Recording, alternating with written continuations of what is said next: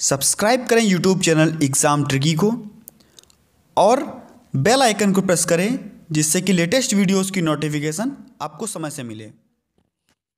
नमस्कार दोस्तों, स्वागत है आपका आपके अपने यूट्यूब चैनल एग्ज़ाम ट्रिकी में।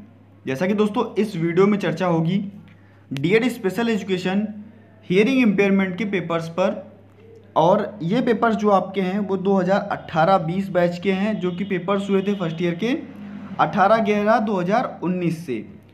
और इस वीडियो में आपको इंग्लिश और हिंदी में दोनों में पेपर्स आपको देखने को मिलेंगे। और ज़्यादा से ज़्यादा वीडियो को अपने मित्रों के पास शेयर जरूर कर दीजिएगा। जैसा कि आपका first paper introduction to disability का, और जो कि कॉमन पेपर है, सभी अभ्यर्थी कॉमन तरीके से पढ़ते हैं इसको।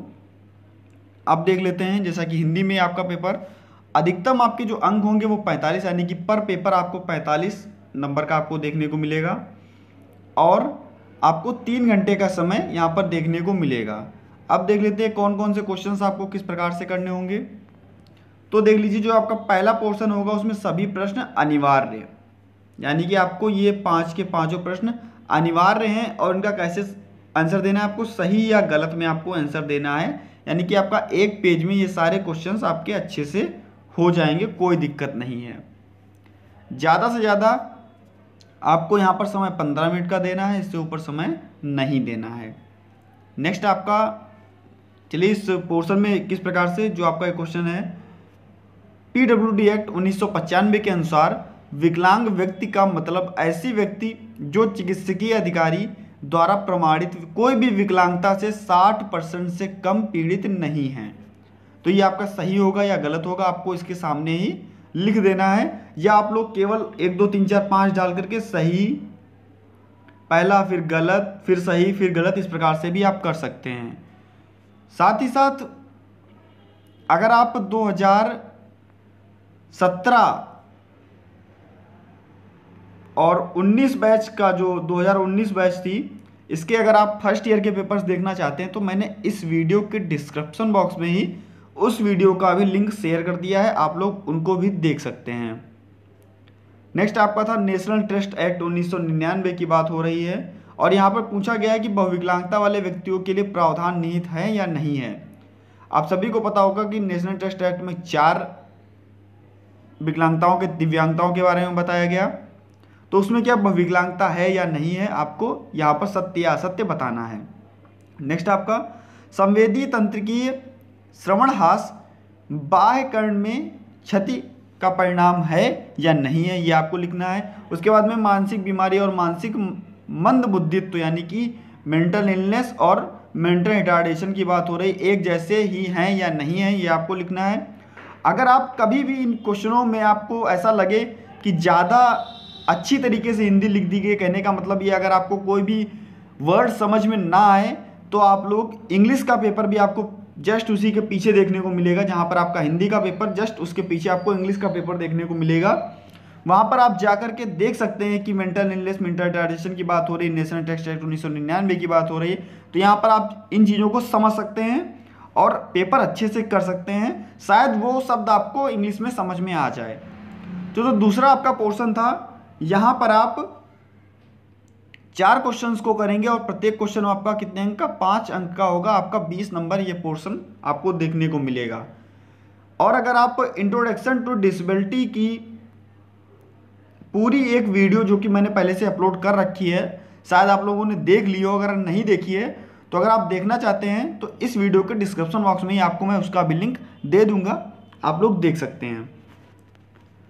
क्षतिग्रस्तता, विकलांगता एवं दिव्यांगता क्या है, आपको ये लिखना है। साथ ही साथ एक प्रश्न के लिए आपको ज़्यादा से ज़्यादा 3 से 4 पेज यहाँ पर आपको लिखिएगा, इससे कम बिल्कुल भी ना लिखिएगा, और ऐसा लिखिएगा जिससे कि दूसरे को भी समझ में आए, जो कॉपी चेक करे वो अच्छे से समझे, और तब आपको नंबर अच्छे मिलेंगे। और स्वच्छता का विशेष ध्यान रखिएगा, कॉपी में कटिंग ना कीजिएगा लिखते समय। नेक्स्ट, विकलांगता की रोकथाम किस प्रकार से की जाएगी। नेक्स्ट आपका तंत्रिका पेशीय विकलांगता की विशेषताएं एवं प्रकार लिखिए। नेक्स्ट आपका विशिष्ट अध्ययन विकलांगता अक्षमता वाले बच्चों की शैक्षिक आवश्यकताएं लिखिए। नेक्स्ट आपका जांच, स्क्रीनिंग एवं निर्दिष्ट रेफरल की आवश्यकताएं क्या होती हैं, ये आपको लिखना है। और नेक्स्ट आपका भारत में दिव्यांगों के लिए मानव संसाधन विकास की स्थिति क्या है? तो ये आपको लिखना होगा। इनमें से आपको केवल और केवल 4 क्वेश्चन ही 6 में से करने हैं। और इसी प्रकार से आप नेक्स्ट देख सकते हैं, आपको यहाँ पर 4 क्वेश्चंस देखने को मिलेंगे और इनमें से आपको 2 क्वेश्चंस करने हैं और प्रत्येक क्वेश्चन होगा वो आपका 10 अंक का होगा और प्रत्येक क्वेश्चन के लिए आप कम से कम 7 से 8 पेज खत्म कीजिएगा, यानी कि एक क्वेश्चन आपके 7 से 8 पेज में खत्म होना चाहिए। अगर आप लोग 5 से 6 पेज में लिखते हैं तो इससे कम तो बिल्कुल भी ना लिखिएगा। अगर आपको नंबर अच्छे लेने हैं तो 7 से 8 पेज में लिखिएगा और आपको 30 पेजेस की कॉपी वहाँ पर देखने को मिलेगी। तो दोस्तों नेक्स्ट आपका जो पेपर है वो है लैंग्वेज एंड कम्युनिकेशन का, जहाँ पर आपको 5 क्वेश्चंस यहाँ पर भी इसी प्रकार से देखने को मिलेंगे। सांकेतिक भाषा मौखिक भाषा पर निर्भर होती है या नहीं होती है। मुक्त रूपिम यानी कि मॉर्फीम की बात हो रही है, वाक्य में स्वतंत्र रूप से पाए जाते हैं या नहीं पाए जाते हैं। नेक्स्ट आपका TAGS का पूर्ण रूप teacher assessment of grammatical structure होता है या नहीं होता है, ये आपको लिखना है। अब आप लोग यहाँ पर अगर आपको पढ़ने में दिक्कत हो रही हो तो आप लोग यहाँ पर जा करके इंग्लिश में भी पेपर्स को पढ़ सकते हैं, जो कि मैंने इसका पेपर नीचे दे रखा है लैंग्वेज एंड कम्युनिकेशन का। TAGS को पूछ रहा है teacher assessment of grammatical structure, तो आप लोग इसका फुल फॉर्म देख सकते हैं, ये होता है या नहीं होता है। नेक्स्ट आपका किलकने वाली ध्वनि गैर प्रतिवर्ती ध्वनियों के स्वर जैसे होते हैं या नहीं होते। नेक्स्ट आपका भाषा में वाचा ध्वनियों में नमूनों तरीकों और स्वर शास्त्र कहा जाता है या नहीं कहा जाता, ये आपको इसमें सत्य और असत्य लिखने हैं।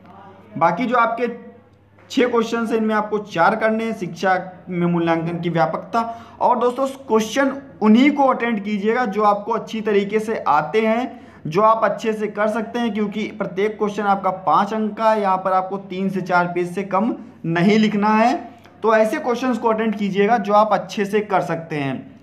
और नेक्स्ट आपका जो क्वेश्चन है, भाषा को परिभाषित कीजिए, उदाहरणों के साथ संरचनात्मक प्रकृति एवं संयुक्त पद्धति के बीच में भेद कीजिए, प्री स्कूल के स्तर यहाँ पर। और इसके बाद में इस प्रकार से आपको यहाँ पर 2 क्वेश्चंस करने हैं। मैंने आपको बताया प्रत्येक क्वेश्चन के लिए 7 से 8 पेज पर्याप्त हैं।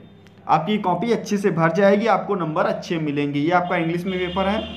इसी प्रकार से जो आपका नेक्स्ट पेपर है जो कि 19 तारीख का था और 18 से शुरुआत हुई थी, 18 और 20 का मैंने दिखा दिया, ये 19 का है जो आपका है पेपर नेक्स्ट। और education of children with hearing impairment, तो यहाँ पर आपको 19/11/2019 का पेपर है। राष्ट्रीय मुक्त विद्यालय नवंबर 1989 में प्रतिस्थापित हुआ था, इसको आपको सत्य सत्य लगाना है। नेक्स्ट आपका समावेशन या विशेष बच्चों को सामान्य शिक्षा कक्ष में आम तौर पर विकसित होने वाले साथियों के साथ सिर्फ भौतिक तौर पर बिठाता है, इसमें आपको सत्य सत्य लगाना है। इसी प्रकार से आपको SAID का पूर्ण रूप स्पेशल और पूरा आपको देखना है और यहाँ पर आपको केवल और केवल सत्य और असत्य लगाना है। ज़्यादा से ज़्यादा आप 15 मिनट यहाँ पर दीजिएगा। नेक्स्ट आपका शीघ्र हस्तक्षेप कार्यक्रम की आवश्यकता क्यों पड़ती है, बच्चों में शीघ्र हस्तक्षेप के लिए हम कार्यक्रम क्यों चलाते हैं। नेक्स्ट आपका MBO पाठशाला जो आपका व्यवस्थापन के उपागम के तौर पर किस प्रकार से प्रयोग किया जाता है, पाठशाला व्यवस्थापन के सिद्धांतों को लिखिए। समय सारणी की तैयार की गई प्रभावित करने वाले कारकों को लिखिए। नेक्स्ट आपका जो आपके 2 क्वेश्चंस हैं ये, और इसके बाद में आपके जो ये 4 क्वेश्चंस हैं इनमें से आपको केवल और 2 क्वेश्चंस करने हैं, तो देख लीजिए। बाकी ये आपका जो इंग्लिश में पेपर है। हाँ दोस्तों, इम्पॉर्टेंट बात, अगर आप इस वीडियो की PDF प्राप्त करना चाहते हैं, मतलब इन पेपर्स की अगर आप PDF प्राप्त करना चाहते हैं, तो मैंने इस वीडियो में ही अपने टेलीग्राम ग्रुप का लिंक शेयर कर रखा है, जहां पर आपको PDF देखने को मिल जाएगी और आप लोग PDF प्राप्त कर सकेंगे। तो ज़्यादा से ज़्यादा लोग टेलीग्राम से जुड़ जाइएगा, ज़्यादा से ज़्यादा वीडियो को शेयर कर दीजिएगा और चैनल पर यदि नए थे तो चैनल को तुरंत सब्सक्राइब कर लीजिएगा और पास में ही देखिएगा बेल आइकॉन बन के आएगा, उसको भी प्रेस कर लीजिएगा, जिससे कि लेटेस्ट वीडियोस की नोटिफिकेशन आपको समय से मिलती रहेगी। और शेयर करना तो बिल्कुल भी ना भूलिएगा अपने अभ्यर्थियों को, जिससे उनको भी लाभ मिल सके, अगर यहाँ से कोई लाभ मिलता है तो। हाँ दोस्तों, एक क्वेश्चन मुझे याद आ गया। आप लोग काफ़ी सारे लोग अभ्यर्थी जो है कमेंट करते हैं कि सर आरसीआई पेपर एचआई का कब कराएगी, एचआई का पेपर आरसीआई कब कराएगी। तो मैं दोस्तों आपको बता दूं, आप लोग पेपर्स में देख सकते हैं और बहुत ही कॉमन सी चीज़ है, पेपर एचआई का कौन कराता है, अली यावर जंग राष्ट्रीय वाक एवं संवर्धन दिव्यांग संस्थान जो कि है मुंबई में, तो ये इसका पेपर कराता है। आप लोग बिल्कुल भी इसको याद रखिए, पेपर आपका कौन कंडक्ट कराता है, तो अली यावर जंग राष्ट्रीय वाक एवं श्रवण दिव्यांगजन संस्थान आपका पेपर कंडक्ट कराता है, ना कि आरसीआई। आरसीआई मान्यता देती है सभी विद्यालयों को, ना कि पेपर कंडक्ट कराने का कार्य करती है। और आरसीआई केवल और केवल एआईओटा एग्ज़ाम जो आपका होता है, all India online aptitude test जो होता है, उसको कराती है और बच्चों का एडमिशन करती है। और जब आपका यह कोर्स पूरा हो जाता है, इसके बाद में जब आपको सीआरआर नंबर की ज़रूरत पड़ती है तो आरसीआई से आपको अप्रूव कराना पड़ता है। तो ये सब कार्य आरसीआई के हैं, ना कि आपका पेपर कंडक्ट कराना, जो कि कराती है, आपका पेपर कंडक्ट कराती है अली यावर जंग राष्ट्रीय वाक संवर्धन दिव्यांग संस्थान। तो आज से आप लोग बिल्कुल भी इस चीज़ के लिए गलती नहीं करेंगे। अब आपका पेपर 21 तारीख का जो आता है, fundamental of hearing, hearing impairment and audiological management का, तो यहाँ पर आपको देखने को मिलेगा बैबलिंग, श्रवण व्यवहार का एक विकासात्मक क्रम है या नहीं है, ये ट्रू आपको लगाना है या फॉल्स लगाना है। साथ ही साथ ध्वनि लगभग 343 मीटर सेकंड की गति से हवा में यात्रा करती है या नहीं करती है। नेक्स्ट आपका कर्ण ढांचे में गुनगुने पानी से कभी धोया जाना चाहिए या नहीं धोना चाहिए। इस प्रकार से आपके जो ये क्वेश्चंस थे 5, और ये आपके श्रवण हास के लिए महत्व, श्रवण का महत्व लिखिए, और साथ ही साथ ये आपके 5 क्वेश्चन यहाँ पर आपको 4 क्वेश्चन ही करने हैं, 6 में से 4 क्वेश्चंस आपको करने हैं। नेक्स्ट आपके क्वेश्चंस देख लीजिए। पीडीएफ प्राप्त करने के लिए दोस्तों इस वीडियो के डिस्क्रिप्शन बॉक्स में मैंने लिंक दे रखा है अपने टेलीग्राम ग्रुप का, वहां से आप पीडीएफ प्राप्त कर सकते हैं, वहां पर पीडीएफ आपके लिए अपलोड कर दी जाएगी। नेक्स्ट आपका एजुकेशन साइकोलॉजी का है, अगर आप इसकी वीडियो देखना चाहते हैं तो मैंने इस वीडियो के डिस्क्रिप्शन बॉक्स में ही एजुकेशन साइकोलॉजी का भी लिंक दे रखा है, वहां पर आप वीडियो देख सकते हैं। तो देख सकते हैं इसमें किस प्रकार से स्पीयरमैन की बात की गई, और विकास विशिष्ट से सामान्य की ओर अग्रसर होता है या नहीं होता है, ये आपको यहाँ पर सही और गलत लगाना है। साथ ही साथ स्पीयरमैन ने एकाधिक बुद्धि यानी कि मल्टीपल इंटेलिजेंस का सिद्धांत दिया था, या किसने दिया था, ये आपको लगाना है सही या गलत में। नकारात्मक प्रबलन व्यवहार थेरेपी के तकनीक के तौर पर वांछित व्यवहार को बढ़ाने में काम आती है या नहीं आती है। इस प्रकार से आपको नेक्स्ट आपका पेवलव के कुत्ते के साथ वाले प्रयोग में केवल घंटी की प्रतिक्रिया में लार स्रावित होने की लिए जो आपका पेवलव का सिद्धांत है वो आपको यहाँ पर पूछा गया है। साथ ही साथ क्योंकि ये कॉमन पेपर है तो मैं इसकी वीडियो आपको अपलोड कर दिया करूँगा, जो मोस्ट इम्पॉर्टेंट प्रश्न हैं जो आपके क्वेश्चंस आते रहते हैं तो मैं उनको अपलोड कर दूंगा। और भाई बात रही आपके पेवलव के सिद्धांत की, तो मैं उसको भी आपको अपलोड कर दूंगा, आप लोग पढ़ लीजिएगा। नेक्स्ट आपका वृद्धि और विकास मोस्ट इंपॉर्टेंट लगाइएगा, हर बार पेपर में पूछा जाता है और इस साल भी पूछा। और ये आपका क्वेश्चन मनोसामाजिक विकास, यानी कि बात हो रही है एरिक एरिक्सन जी की, और कभी आपसे पूछ देगा कि एरिक्सन जी का सिद्धांत लिखिए, आप कभी आपसे पूछ लेगा कि मनोसामाजिक विकास का सिद्धांत लिखिए, तो आप लोग बिल्कुल तैयार करके जाइए। समस्या व्यवहार जो आपकी यूनिट 5 है, यहाँ से कुछ ना कुछ क्वेश्चंस हमेशा फंसते हैं। यूनिट 5 अगर आप तैयार कर लेंगे तो एक क्वेश्चन आपका बिल्कुल पक्का हो जाएगा, और यूनिट जो आपकी वृद्धि और विकास की है वहाँ से आपको पक्का एक क्वेश्चन फंसने वाला है। साथ ही साथ विशेष शिक्षकों के लिए मनोविज्ञान का महत्व क्या है, और यहाँ पर आप देख सकते हैं कि विकास और वृद्धि को स्पष्ट कीजिए पूछा गया है। आपको विकास को प्रभावित करने वाले कारक कौन कौन से होते हैं ये भी आपसे पूछा गया है, और वृद्धि और विकास को प्रभावित करने वाले कारक, साथ ही साथ वृद्धि विकास क्या है, तो मैंने इसको अपलोड कर रखा है, आप लोग प्लेलिस्ट में जाकर के देख सकते हैं। कार्यात्मक विश्लेषण को स्पष्ट कीजिए, बुद्धिमत्ता की एकाधिक जो मल्टीपल थ्योरी किसने दी, तो ये आपको गार्डनर जी की मल्टीपल इंटेलिजेंस की थ्योरी आपको यहाँ पर लिखनी होगी, तो गार्डनर जी को भी याद कर लीजिएगा।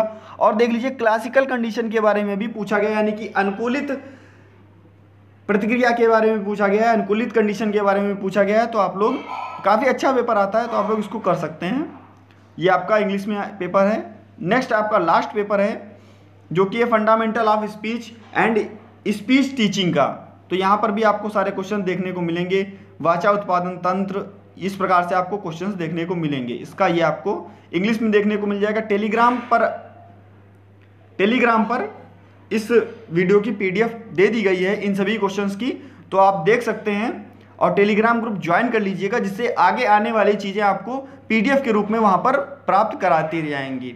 तो दोस्तों, अगर वीडियो अच्छी लगी हो तो ज़्यादा से ज़्यादा वीडियो को शेयर कर दीजिएगा। अगर बहुत ज़्यादा अच्छी लगी हो तो लाइक कर दीजिएगा। अगर नहीं अच्छी लगी हो तो पास में डिसलाइक का बटन है, उसको भी प्रेस कर दीजिएगा, जिससे हमको भी लगेगा मैं और अच्छी बनाने की कोशिश करूँगा वीडियोज़ को। और अगर आप लोग लाइक करते हैं तो वहाँ से तो पुनर्बल मिलता है, तो जाहिर सी बात है फिर भी आपको अच्छी वीडियोस मिलेंगी। तो वीडियो को लाइक कीजिएगा और चैनल पर यदि नए थे तो चैनल को सब्सक्राइब कर लीजिएगा, और सब्सक्राइब करने का मतलब बेल आइकन तो बिल्कुल भी ना भूलिएगा प्रेस करने के लिए। मिलता हूं दोस्तों नेक्स्ट वीडियो में कुछ नए क्वेश्चनों के साथ, कुछ नई वीडियोस के साथ। धन्यवाद।